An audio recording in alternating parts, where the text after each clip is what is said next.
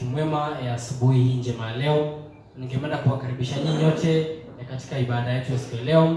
Kwa hiyo wale ambao wanatupata kwa njia ya Facebook na kwa njia ya YouTube, nafikiri nyote mtaweza kubarikiwa kwa sababu neno la Mungu ambalo tunaanza kulisikiza kwa asubuhi ya leo. Kwa hivyo ningependa tu kila mmoja wetu tuweze kumshukuru Mungu kwa sababu ameweza kutuamsha asubuhi ya leo, kwa sababu kuna wengi ambao walipenda kuamka, lakini kwa sababu Mungu ananipenda mimi na wewe tumeweza kuamka kwa asubuhi ya leo. Kwa hivyo kabla niendelee tena, ningependa kumkaribisha Pastor Kiruthia ambaye atatuombea kwa asubuhi ya leo, alafu atukaribishie mchungaji. Karibu. Bwana Yesu asifiwe. Amen. Ni siku njema ambayo Mungu wetu ametuwezesha kuona. Tunamshukuru kwa ajili tunaishi kwa ajili ya mapenzi yake. Kwa sababu tuko mbele yenu ili Mungu wetu aweze kutubariki tukiwa pamoja. Kwa hivyo tuwaomba ili tukaweze kuwa kitu kimoja katika neema yake, tukingojea kuzungumziwa naye, tukijua ya kwamba yeye ametuandalia meza ili tukaweze kumega mkate wa siku ya leo, kwa sababu tuko na iga katika mioyo yetu ili tuweze kupokea yale ambayo Mungu wetu ataweza kuwa ametutayarishia. Kwa hivyo ningetaka tuweze kumkaribisha, neema ya Mungu iwe pamoja nasi kwa ajili ya yale yote ambayo tutakayotenda siku ya leo. Kwa ajili tunaomba tukaweze kuwa na baraka na pia kuwezeshwa na yeye ambaye anatutia nguvu katika maisha yetu. Kwa hivyo tuombe. Baba, katika jina la Yesu tu mbele yako asubuhi ya leo, tunasema unastahili Bwana, jina lako limetukuka zaidi. Asante kwa ajili ya kutuwezesha tuonekana kila mmoja mbele zako, hata katika nyumba yako, ili tuweze kukushukuru, tuweze kukutukuza na pia tuweze kusikia kutoka kwako Bwana.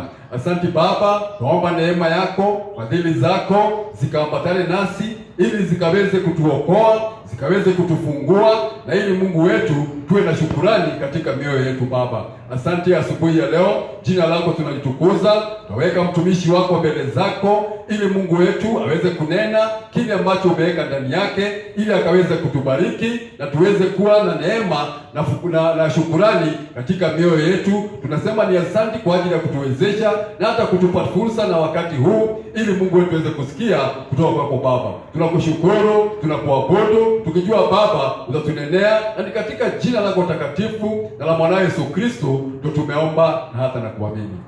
Kwa wakati huu nataka tujitayarishe ili tukaweze kumkaribisha mtumishi wa Mungu aweze kutupa neno, aweze kutuandalia kile ambacho Mungu ameweka ndani yake, na aweze pia kuweko katika baraka zile ambazo Mungu ametayarisha siku ya leo. Kwa hivyo karibu Bishop Mukundi, ukaweze kunena na Mungu akubariki. Amen.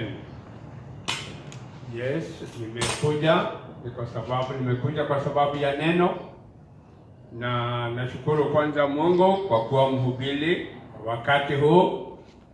Mimi najua unanipata, na kwa sababu ya kunipata ninajua tutabarikiwa pamoja, na ninajua uwepo wa Mungu utakuwa pamoja na hii zote ambayo tutakutana na hilo neno la Mungu. Kunaye neno nilikuwa nasungumzia jana, na nikawalivu wale walikuwa wananipata akinitaendelea na hayo mafundisho. Sababu ya kuendeleza ni ili wewe ambaye ulinifuata jana ukajua kweli ni kwa nini watu wengi hupata ghadhabu ya Bwana. Ningetaka kurudia hilo neno, sitaki kurudia, nataka kurudia from verse 19. Hiyo ni tulikuwa nazungumza katika kitabu cha Job, hapo ndio tulikuwa, ili tukaweza kuandamana kama vile hilo neno ambaye liko hapo, ili wewe mwenyewe usiwe tu wakati wowote unakutana na ghadhabu na ukweli hujui ni kwa nini unakutana na hii ghadhabu. Unakutana na shida hii, ukiulizwa shida hii ulipata wapi, hujui. Ninataka tusome kutoka 14, lakini tutaanza verse 19. Naanza 14 mahali tulikuwa jana. That is 3:14. Job 33 from verses 14. For God has revealed his will, speaks not only once, but more than once, even though men do not regard it. One may hear God's voice in a dream, in a vision of the night, when deep sleep falls on men while slumbering upon the bed. Then he opens the ears of men and seals their instruction, terrifying them with the warnings, that he may withdraw man from his purpose and cut off pride from him, disgusting him with his own disappointing self-sufficiency. He holds him back from the pit of destruction and his life from perishing by the sword of God's destructive judgments. God's voice may be heard by man when he is chastened with pain upon his bed and with continual strife in his bones, or while all his bones are firmly set, so that his desire makes him loathe food, and even dainty dishes nauseate him. His flesh is so wasted away that it cannot be seen, and his bones that were not seen stick out. Yes, his soul draws near to corruption, and his feet and his life to the inflictors of death. God's voice may be heard if there is for the hearer a messenger or an angel, an interpreter, one among 1,000, to show to man what is right for him, how to be upright and in right standing with God. Then God is gracious to him and says, deliver him from going down into the pit of destruction. I have found a ransom, a price of redemption at atonement. Amen. Ukweli tumesomewa hilo neno. Kuna ndugu naye atasomea kwa hiyo lugha yetu. Biblia sema hivi, kitabu ya Ayubu 33 kuanzia mstari wake ni wa 14. Kwa kuwa Mungu hunena mara moja, naam hata mara ya pili, na japo kuwa mtu hajali, katika ndoto, katika maono ya usiku, usingizi mzito ujaliapo watu, katika usingizi kitandani, ndipo huyafunua masikio ya watu na kuyatia muhuri mafundisho yao, ili aondoe mtu katika makusudio yake na kumfishia mtu kiburi. Yeye humzuia nafsi yake isiende shimoni, na uhai wake usiangamie kwa panga. Yeye hutiwa adabu kwa maumivu kitandani mwake, na kwa mashindano yaendeleavyo daima mifupani mwake.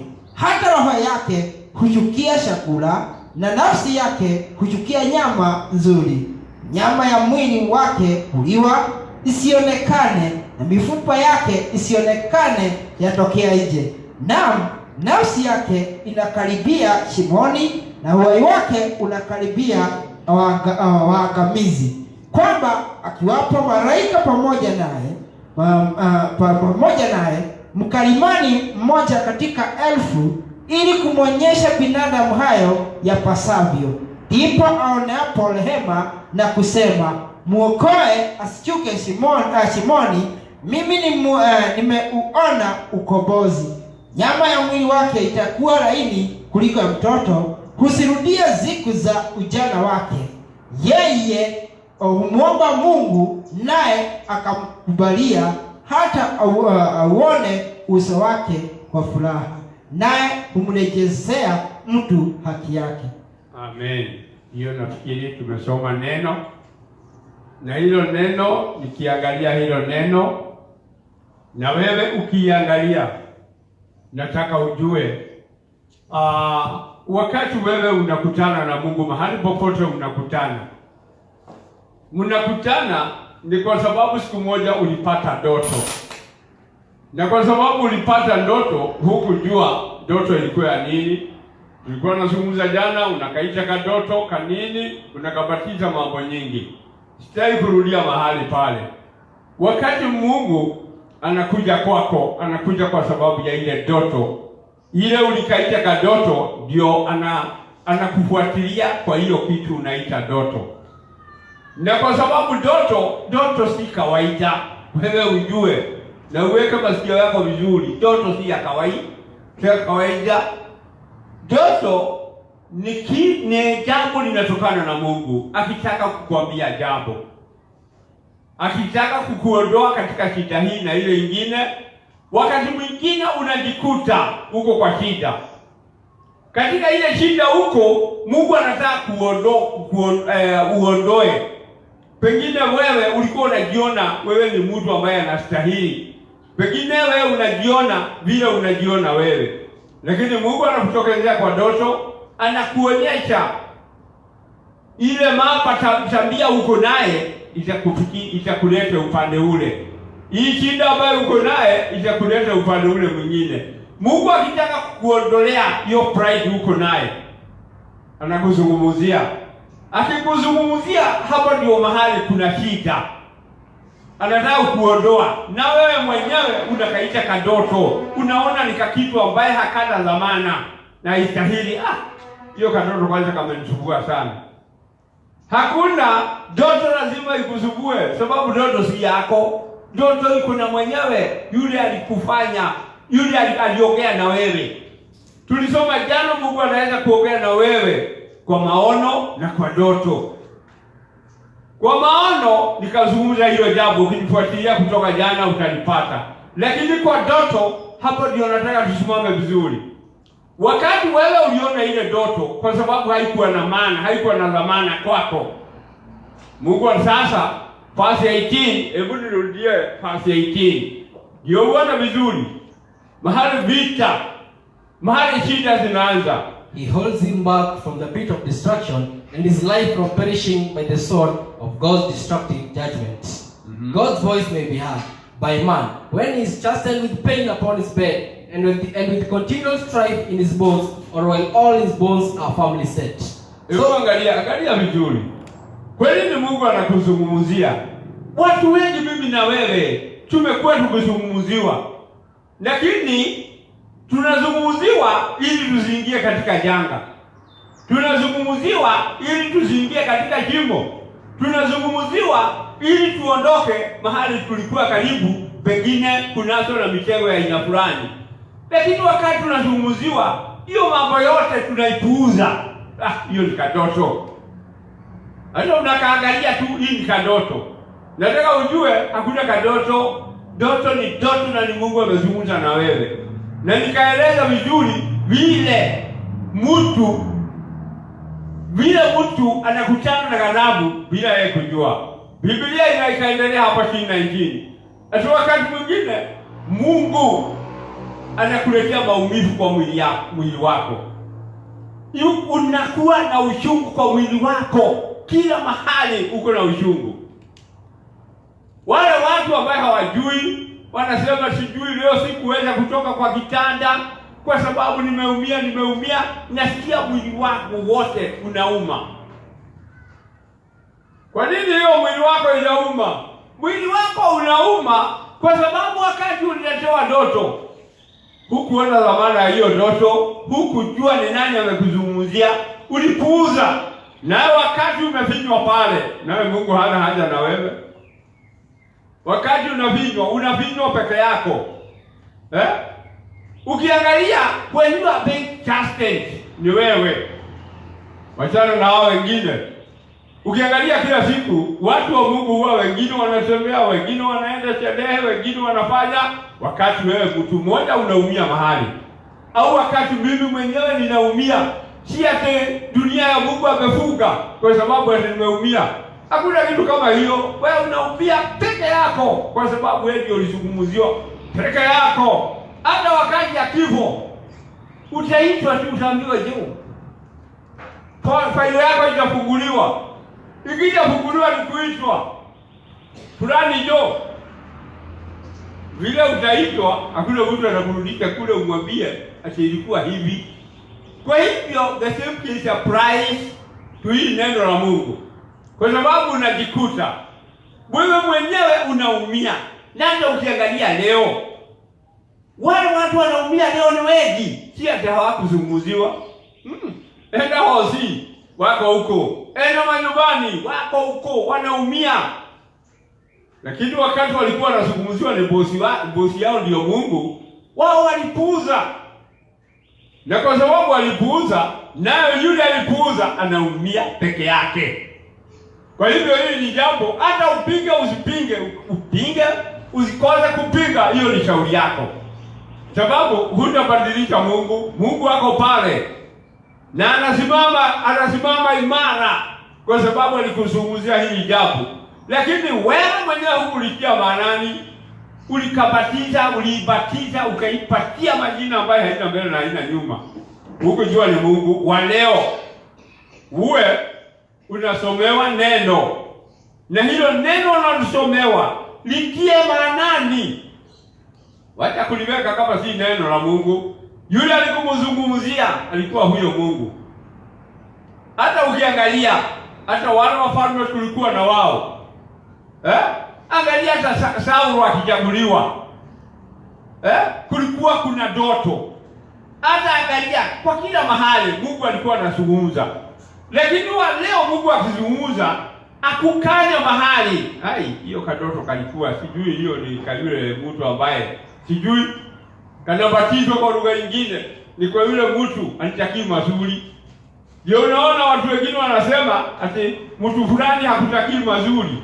Mambo gani? Nani huyo hakutakii mazuri? Yule hakutakii mazuri ni Mungu. Kuna mahali watu huwa wanajidanganya zaidi.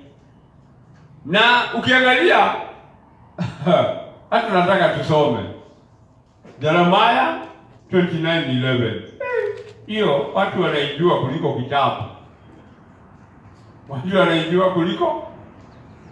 wanaijua kuliko kitabu. Na tena usome Yeremia 15 hapo mwanzo. Yes. Jeremiah chapter 15. 29, unaweza kuweza 29:11 au 15:1. Ile yote iko karibu. Jeremiah chapter 15 verses 1. It says, "Then the Lord said to me, though Moses and Samuel stood interceding for them before me, yet my mind could not be turned with favor toward these people. Send them out of my sight and let them go. And if they say to you, when shall we go? Then tell them, thus says the Lord, such as are destined for death to death, and such are as for the sword to the sword, and such are for famine to famine, and such are for captivity to captivity. And I will appoint over them 4 kinds of destroyers, says the Lord: the sword to slay, the dogs to tear and drag away, and the birds of the air and the beasts of the earth to devour and to destroy. And I will cause them to be tossed to and fro among all the kingdoms of the earth, and to be made a horror to all nations, because of Manasseh, son of Hezekiah, king of Judah, for the horrible wickedness which he did in Jerusalem. For who will have pity on you, O Jerusalem? Or who will bemoan you? Or who will turn aside to ask about your welfare?" Jeremiah 29:11, it says, "For thus says the Lord, when 70 years are completed for Babylon, I will visit you and keep my good promise to you, causing you to return to this place. For I know the thoughts and plans for I have for you, says the Lord, thoughts and plans for welfare and peace, and not for evil, to give you hope in your final outcome. Then you will call upon me, and you will come and pray to me, and I will hear and heed you."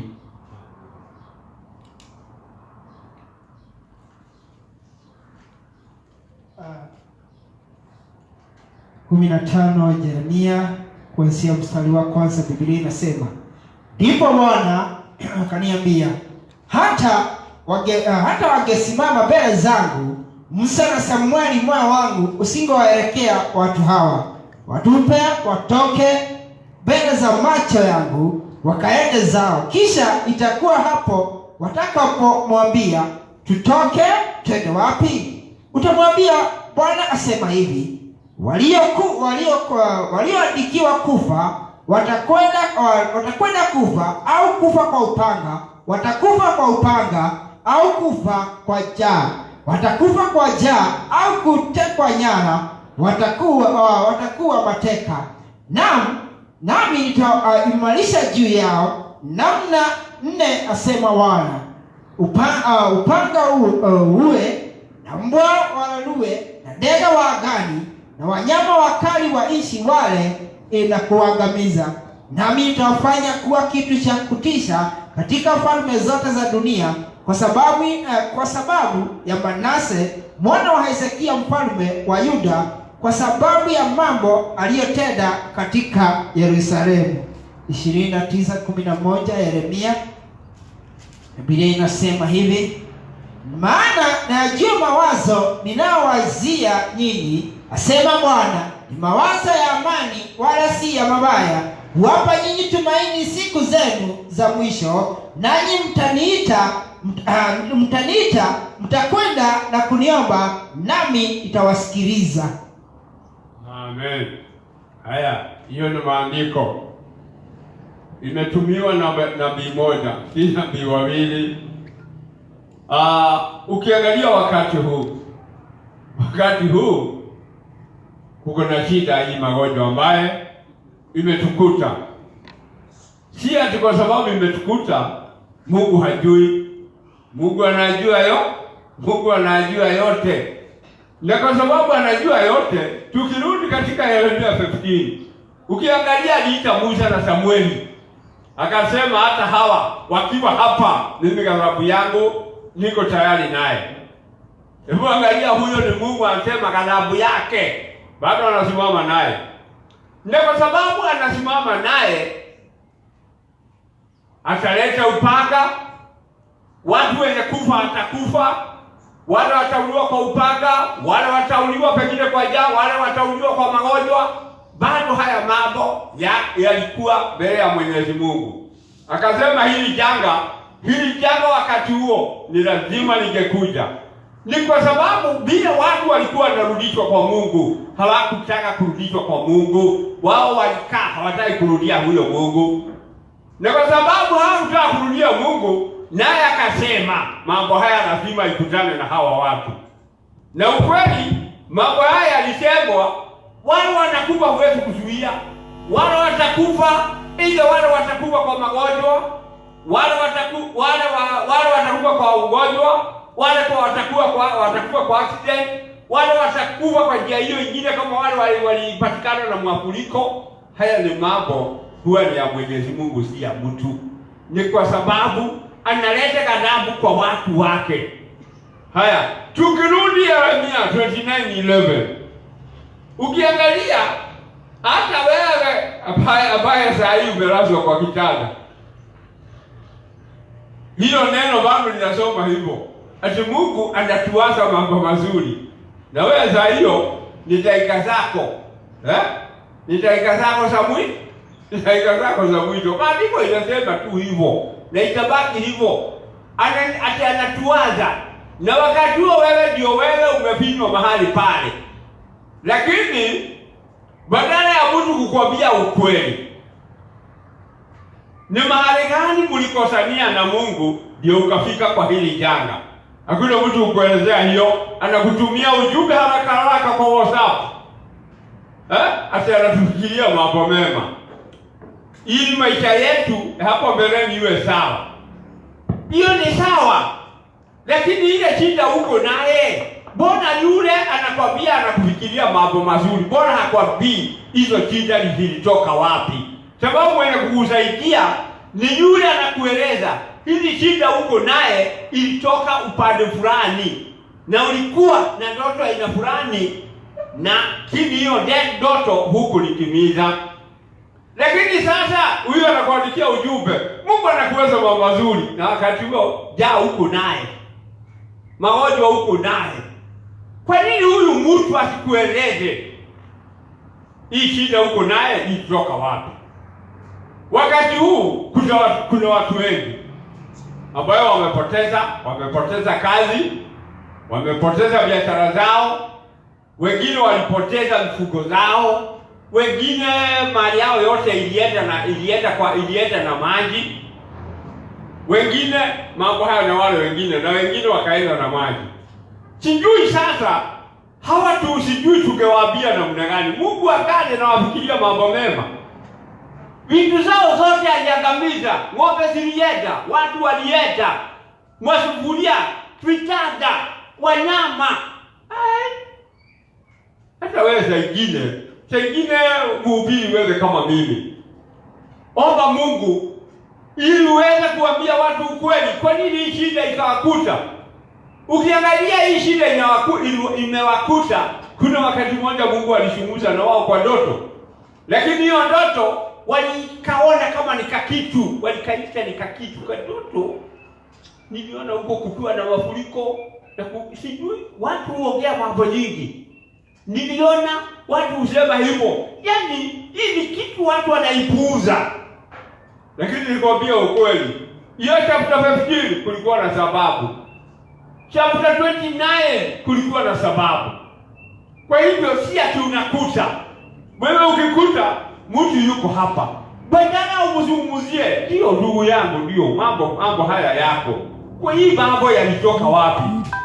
Ukweli mambo yote yanatokana kwa Mungu. Haitokani kwa mahali nyingine. Kila kitu ambaye kinanipata kinatokana kwa Mungu. Ija mali yangu imeisha, inatokana na Mungu. Ija shida fulani inakuja, inatokana na Mungu. Kwa sababu huyo Mungu, in terms of fear na destruction, it is the same God. Yule atarakuwaza mambo mazuri, lakini destruction ililetwa. Hawa ndio naye waambiwe mambo mazuri itakuja. Waliambiwa kwa nini? Kwa sababu walijaribu. Ukiangalia kama chapter 18 sitaki usome. Ukiangalia naye kuna mambo mengine ya Yeremia ambaye imesumutwa mahali pale. Mahali alikuwa akisema ataangamiza wa baba, ataangamiza wa mama, ataangamiza watoto. Ukiangalia hii ni mambo tu Mungu alikuwa anasema kwa sababu alikuwa amekasirishwa ni mimi ambaye nilichukua mazungumzo, ile neno alinizungumzia, ile deto ambaye alinizungumzia sikulitia maanani. Kwa hivyo wewe ambaye unaona unazungumziwa na Mungu, ujue wakati unapata ndoto, jaribu kuangalia wale nilikuwa nimezungumza jana. Nilisoma Daniel chapter 1. Ikienda kumalizia, hebu angalia vizuri hiyo neno. Daniel chapter 1 ikienda kumalizia, ilimaliziaje? Alipewa nini? Kuna kitu alipewa. Ikienda kumalizia chapter 1, ikienda kumalizia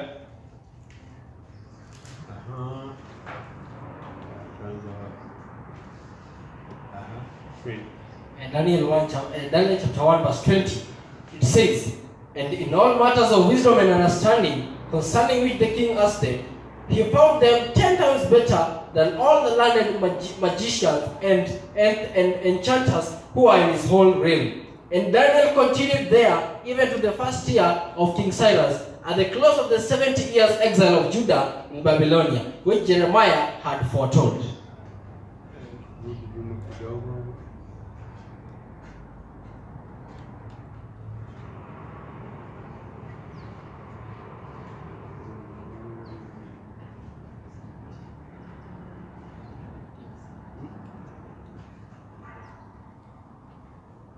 Verses 17. "And as for those 4 youths, God gave them knowledge and skill in all learning and wisdom. And Daniel had understanding in all kinds of visions and dreams. Now at the end of the time, which the king had set for bringing all the young men in, the chief of the eunuchs brought them before Nebuchadnezzar." Amen. Bwana asifiwe. Nilikuwa nataka hiyo verse 17. Angalia Mungu mwenyewe. Sikusema, Biblia inasema Mungu mwenyewe akapatia Daniel mambo haya yote, wisdom, knowledge and understanding. Akamuongezea kitu kingine, kipawa kingine cha kutafsiri ndoto. Wewe na wewe mtu wa Mungu, wewe kama hujapewa hii kipawa, wacha kudanganya watu, wacha kupelekea watu ndoto, unaumia bure. Unaenda kuwatafuzilia, unaumia. Kwa sababu wewe unawatafuzilia si vile ziko. Kuna wale ambaye wamepewa hiyo kipawa. Danieli alikuwa mmoja. Na ndio ukimwangalia alikuwa akitafsiri ndoto. Na nikazungumzia Belteshaza, yule ambaye mama yake Alimwambia kuna mtu wako na roho ingine, roho mzuri, roho wa Mungu ambaye ako juu, huyo atakutafsiria hii ndoto yako. Ukiangalia, ukipewa kipawa cha kutafsiri ndoto, ukweli wa mambo unatoka katika lindi la umaskini, unaotoka mahali hapo, ni mahali utaondoka. Kwa sababu ukiangalia Daniel, ukweli Daniel kutoka pale alianza aliingia akapewa mambo ya kufanya kazi katika nchi hiyo. Na ukweli ukiangalia, unakuta Daniel alipendwa kwa sababu alikuwa akitafsiri. Ukiangalia Daniel 3 aliendelea kutafsiri. Na katika kutafsiri alikuwa anakutana na wafalme. Wewe uko na ndoto, unatoa ndoto hapo, unaipeleka pale, unakwenda kupeana tafsiri ya Shetani. Kwa sababu kama ni kazi umepewa, angalia vizuri, ukipewa kazi na serikali, hata hii ya Kenya, kutoka hapo unaondoa katika lindi la umaskini. Lakini kama si kitu umepewa, hiyo inakuangamiza tu, unaangamia peke yako, unaisha peke yako. Nani alikupa hii? Hawa watu wa Mungu walikuwa kule wakisomeshwa lugha ile mfalme alikuwa ameambiwa wafundishwe. Wao wenyewe ukiangalia walikaa upande mwingine, wakasema hata kula chakula cha mfalme, hawatakunywa mvinyo, takataka kama hizo. Lakini wakati siku zao za kukaa kule, wakati zikiisha, Mungu akatokea Daniel, akampea na marafiki zake, wakapewa vipawa. Daniel mwenyewe akaongezewa ingine ya kutafsiri ndoto. Ukipewa hiyo, hata mahali tuko, ukweli unatoka katika lindi la umaskini, unatoka na unaondolewa katika hiyo shida. Hutakuwa na shida kwa sababu this is an assignment umepewa na Mungu. Na Mungu anajua wewe unahitaji hiki na kile. Lakini kama wewe hujui, unaota ndoto yako, hujui mahali ya kupeleka, unaumia peke yako. Unaona ingine, wewe ndio mwenye kufumbua ndoto. Nakwambia utajua. Na ndio unaona watu wengi wa Mungu, kwa sababu ya kujipea kazi ambayo si yao, wao ni kuumia. Badala ya kubarikiwa, ni mtu anaumia. Kwa nini unaumia? Hata wewe fikiria kwa nini unaumia. Kwa sababu kila kitu kina laini yake. Kwa Mungu kuna njia. Wacha kujielezea njia yako. Kwa Mungu kuna njia, ile Mungu njia ameweka. Na ile njia ameweka, pitia hiyo njia. Ukipitia utapata jawabu ya ile ndoto ulikuwa nayo.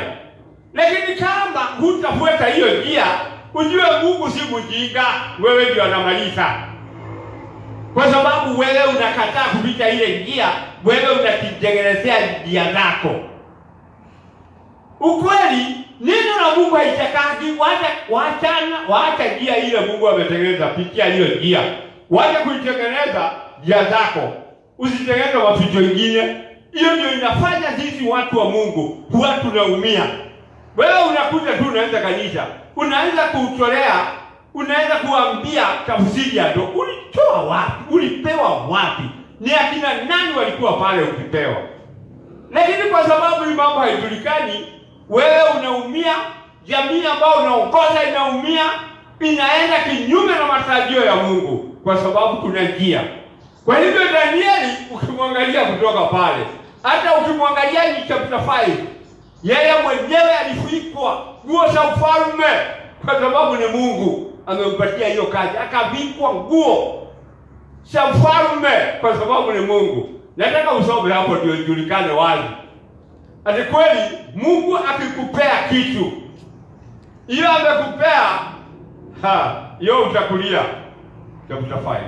Daniel chapter 5. Chapter 5. Daniel chapter 5 from verses 1. Nataka tusome hapa mahali hapa. 12 first, 12. Daniel chapter 5 from verse 12. Because an excellent spirit, knowledge and understanding to interpret dreams, clarify riddles, and solve knotty problems were found in the same Daniel, whom the king named Belteshazzar. Now let Daniel be called and will show the interpretation. Angalia vizuri. Angalia vizuri. Yeye alikuwa na kitu kingine ambaye haikuwa na hawa watu wengine. Kwa sababu wakati wale wengine astrologers, diviners na what, hakuna kitu walitafsiri, walisema hata nao hawajui. Hata ukikumbuka Daniel chapter 3, waliota ndoto, wakajaribu astrologers, diviners, hawa wote walijaribu, hata nao walikuwa wanaambia Mungu. Walikuwa wanaambia Nebukadneza, tuambie ilikuwa nini. Wakati Daniel aliitwa, akimwambia hiyo mambo inatoka kwa yule aliye juu kabisa. Wao wenyewe wakakaa kando, ili huyu ambaye alikuwa na spirit nyingine, wacha hii nyingine iko na hawa watu. Kwa sababu alikuwa na spirit nyingine ya Mungu, ya miungu, wanasema miungu za juu.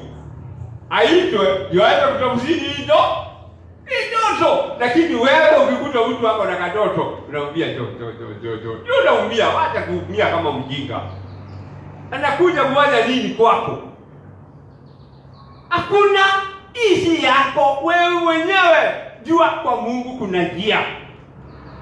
Na ikawekwa vizuri, ndio sasa watu wajue. Njia ni hii. Na ukipita hii, utatokea. Sasa unakuta hajui, na ndio mtafsiri. Naye hutashindwa, ni nani huyo anafanya hii kazi? Kazi hii si ya kila mtu. Ati kila mtu atoke mahali. Ati watu wakulete. Kwa nini? Ulichaguliwa upande gani? Ni wapi Mungu amekuchagua? Ako na mali. Kama hujui. Mungu amekuchagua ako na mali yake, si mali ya kuishi. Mungu ako na mali. Mungu si maskini. Na ndio Daniel, yes? 13. Then Daniel was brought in before the king, and the king said to Daniel, Are you that Daniel of the children of the captivity of Judah, whom the king my father brought out of Judah? I have heard of you, that the Spirit of the Holy God is in you, and that the light and understanding and superior wisdom is found in you. Hebu angalia, hiyo ni mambo mfalme alisikia kwa mama yake. Sababu mama yake wakati aliita astrologers na diviners wakashindwa, alimwambia kuna mtu mwingine alikuwa anatumika na baba yako. Ukweli ndio huyo. Na mfalme akaja, wakakutana. Wewe ndio Daniel, ndio. Wewe ndio uko na hivi na hivi. Wewe ndio uko na hivi. Hiyo mambo ikawa hivyo. Yes? Verse 16. Verse 15. Now the wise men, the enchanters, have been brought in before me, that they might read this writing and make known to me the interpretation of it. But they could not show the interpretation of the matter. But I have heard of you, that you can make interpretations and solve knotty problems. Now if you can read the writing and make known to me his interpretation, you shall be clothed with purple and have a chain of gold put around your neck, and shall be the third ruler in the kingdom. Hebu angalia, hii ni jambo. Omba Mungu. Wacha mambo mengine, wewe omba Mungu. Hii ni mambo inatokana na Mungu. Na kwa sababu inatokana na Mungu. Daniel kwa sababu alikuwa ametenda kitendo cha kwanza. Aliomba, alipita mtihani ya kwanza. Tafsiri ya ndoto.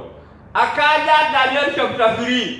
Mfalme tena akaona, hawa wengine astrologers na diviners wakashindwa. Daniel ndio huyu. Tuko ya tatu akapata huyu, akapata ndoto. Sasa huyu hapo akikumbuka Daniel, alikuwa Daniel amesauli, akaambiwa kuna mtu kama huyu atatafsiri ndoto.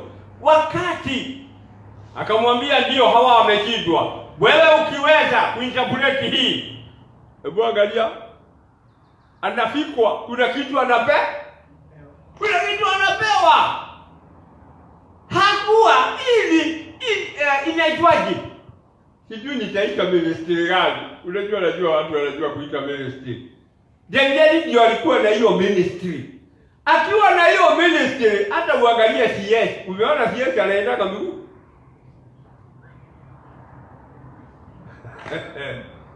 Unakuta kwa sababu hii ministry ya Mungu, hii si ministry ya mtu. Hii ni ministry ya Mungu. Na Mungu ndiye amekupa hiyo kipawa. Akija kupa hiyo kipawa, hebu rudia tena atawekwa nini? But I have heard of you that you can make interpretations and solve knotty problems. Now if you can read the writing and make known to me its interpretation, you shall be clothed with purple and have a chain of gold put around your neck and shall be that ruler in the kingdom. Hebu angalia, sasa sijui ataitwa gavana, sijui ataitwa nani. Hebu angalia, ni kwa sababu tu wewe ukinterpret hii nitakufanya hivi. Hebu angalia vizuri. Wewe ukitafsiri hii, nami nitakupea hiki. You shall be the that. You shall be the third ruler in the whole of the kingdom. Hebu angalia hapa. Kama ni hapa kwetu Kenya, angekuwa speaker wa bunge ndio watatu. Angalia huyo mtu, magari ile na mkili unaona. Kwa hivyo nataka kubanisha namna gani? Wakati wewe unapata ndoto, wewe ujue kuna mtu mwingine mahali ambaye atatafsiri hiyo. Usiwe tena wewe ndio mwenye ndoto na wewe ndio tena mtafsiri. Ai, ndugu yangu, utaumia na utakaa na shida. Tena wacha kupelekea watu wale wengine. Unapelekea kwa nani alikwambia? Ulipewa kibali kia nani ndio uwe unapeleka?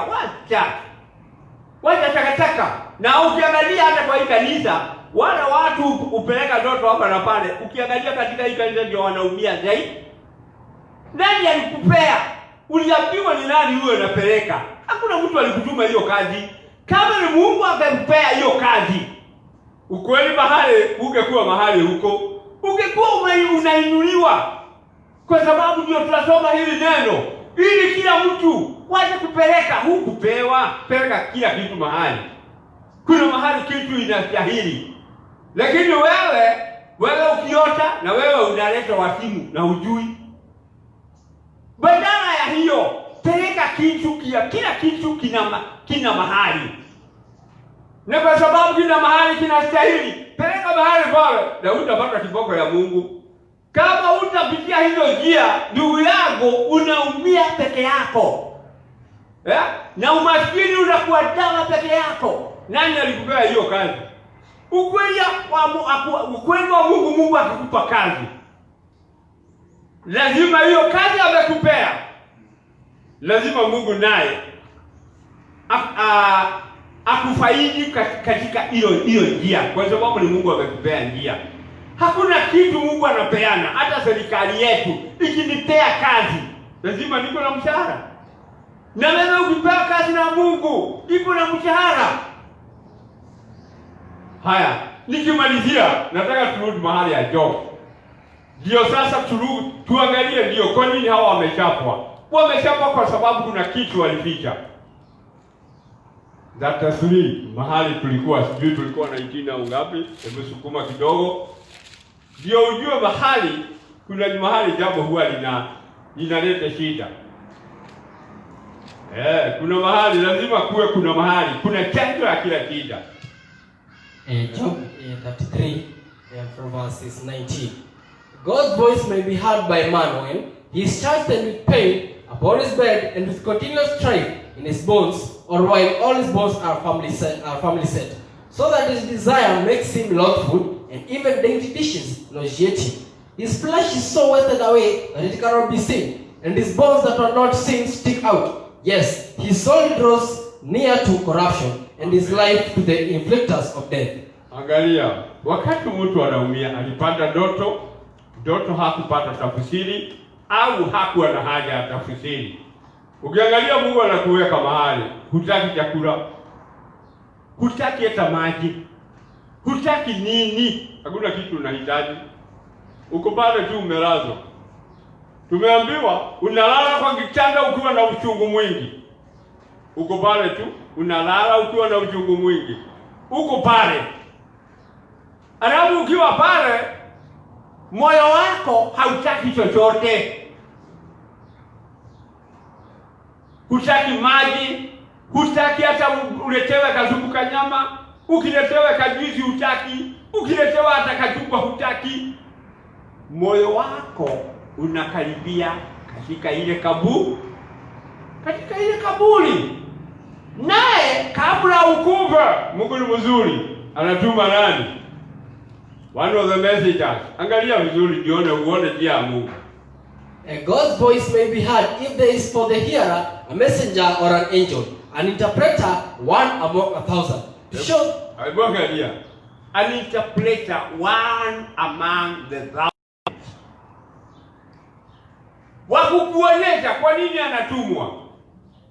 Wakukuonyesha makosa yako. Anakuonyesha ndio hii shida ilitokana na hii na hii na hii. Kwa sababu hakuna magonjwa ambayo haina mahali ilitokea. Kila shida iko na mahali ilitokea. Kwa hivyo kuna mahali shida ilitokea. Na kwa sababu kuna mahali ilitokea, huyu one among the 1,000 anakuja anakueleza hii shida ilitokana hapa, kwa sababu pale ulifanya hivi, pale ulifanya hivi, pale ulifanya hivi, na pale ulifanya hivi. Unaonyeshwa ukweli wa mambo mahali shida zako zilitokea. Yes. And God's voice may be heard if there is for the hearer a messenger or an angel, an interpreter, one among 1,000, to show to man what is right for him, how to be upright and in right standing with God. Then God is gracious to him and says, deliver him from going down into the pit of destruction. I have found a ransom, a price of redemption to atonement. Amen. Hebu angalia vizuri. Hapo kwa sababu ya yule alitumwa.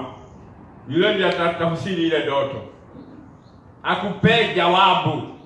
Akisha kupa jawabu, shida yako inaishia mahali pale. Naye anasema nimekutana na ransom ya Mungu.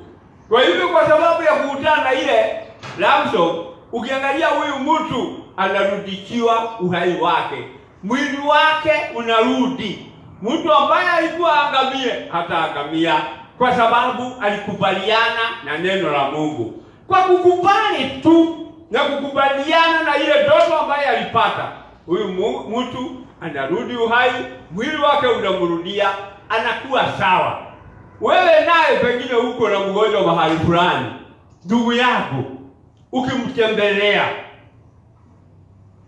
zungumza naye vizuri, na ukweli atakuonyesha mahali shida iko na mahali kuko hivi na hivi. Na hiyo mambo ikija, shida itaisha. Bwana awabariki sana, awatendee mema na msindikie neema yake. Amen. Nataka tuombewe ili tukamaliza ibada ya leo. Thank you. Nashukuru jina la Bwana kwa maana ni Mungu mwema, na ametuelezea kwamba ghadhabu ya Mungu ikiwa juu yetu, na tujue ya kwamba tuko kwa shida kwa sababu ya ghadhabu kulingana na vile tumefundishwa. Maandiko yametuambia kwamba ghadhabu ikiwa juu yetu, tukigairi, Mungu ni wa neema na ni wa huruma nyingi, anatuondolea ghadhabu na tunakuwa watu wa kubarikiwa. Kwa hivyo neno la siku ya leo limekuwa ni neno la kutufundisha na kutubariki vile tunavyostahili kuishi, vile tunavyostahili kuishi mbele za Mungu, ili tuwe watu wenye furaha na amani katika mioyo yetu. Kwa maana Mungu alitaka tuishi watu wenye furaha katika neema yake, tukitii neno lake na tukikaa katika mawaidha yake. Bwana ni mwema na ni wa huruma nyingi, atatubariki na tutakuwa watu ambao watakuwa wenye furaha katika maisha yao. Kwa hivyo nataka niombe tumalizie, kwa maana ni Mungu ni mwema. Baba, katika jina lako takatifu, asante kwa ajili ya kutuzungumzia ili tuweze kujielewa, tuweze kujifahamu. Neno lako ni msingi katika maisha yetu. Umetufundisha vile tunavyostahili kuishi, kukaa mbele zako, ili Mungu wetu tukiwa na shida, tukiwa ghadhabu yako ikiwa juu yetu, Baba umetuonyesha njia ya kugairi na tuweze kurudi kwako, ili Baba ukatuondolee ghadhabu ambayo iko ndani ya maisha yetu, na ukaweze kutubariki na tukaweze kuwa watu ambao watakuwa watu wamebarikiwa katika neema yako Bwana. Asante kwa ajili ya neno lako. Neno lako li hai, ndio sababu umenenea watu wako wamekusikia na wamejua vile wataishi, ili Mungu wetu wakaweze kuwa watu ambao unawatembelea na unawabariki kwa ajili ya neno lako Bwana. Asante tutashukuru jina lako, na ni katika jina lako takatifu na la mwana Yesu Kristo ndio tumeomba na hata na kuamini. Amen.